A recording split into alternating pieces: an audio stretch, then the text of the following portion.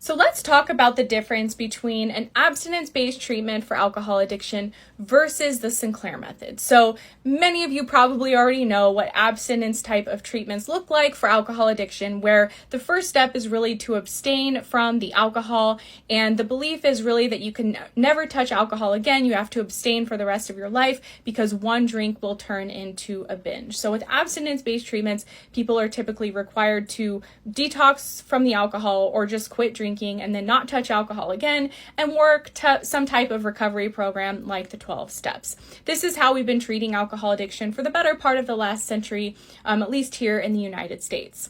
Now, with the Sinclair method, it's a completely different approach to alcohol addiction because it does not require abstinence. In fact, the treatment is started while someone is still drinking. And the goal with the Sinclair methods is really to help people using a harm reduction approach to essentially reduce harms around their alcohol consumption. This treatment really helps most people reduce the amount of alcohol that they're drinking over time and get to a place where they have a sense of regained control if and when they do drink. For a lot of people, their craving and their desire for alcohol fades away over time, and they can get to a place of indifference with alcohol.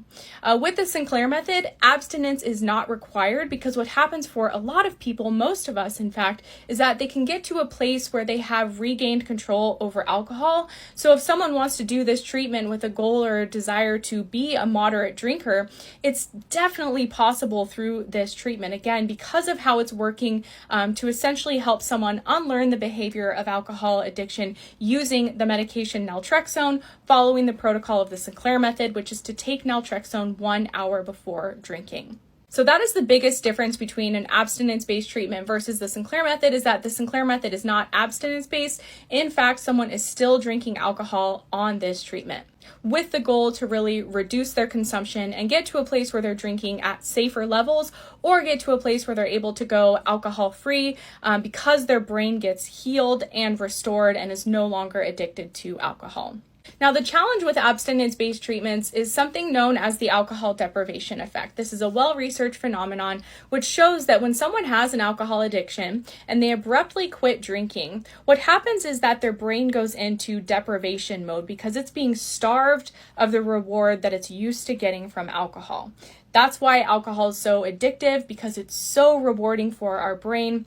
And so when someone goes abstinent and abruptly quits drinking, what happens for a lot of us is that we feel deprived of it. And whenever we're deprived of anything, what happens? Our craving for it, our desire for it, our motivation for it increases. So a lot of people will abstain from alcohol, but then their craving will start to kick in and their desire for alcohol will kick in, and it will become so overwhelming that eventually they will give into it. And if you look at the statistics with abstinence-based treatments, it's estimated that 80% or more of people will relapse within 6 months of leaving treatment. And I believe this is largely due to the deprivation effect, because they're craving alcohol, they have this intense desire for it because of what's going on in the brain, and so they end up giving into that desire eventually because the fight just becomes exhausting, and then this kind of continues and perpetuates the relapse cycle.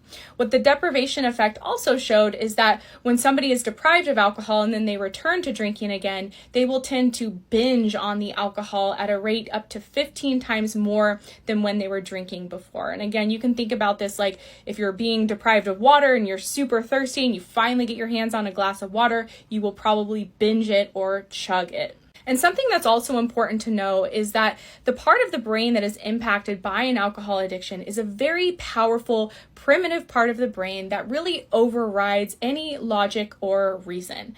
Alcohol addiction is not a logical behavior because the part of the brain that's being impacted is actually mistaking alcohol to something that it needs to survive.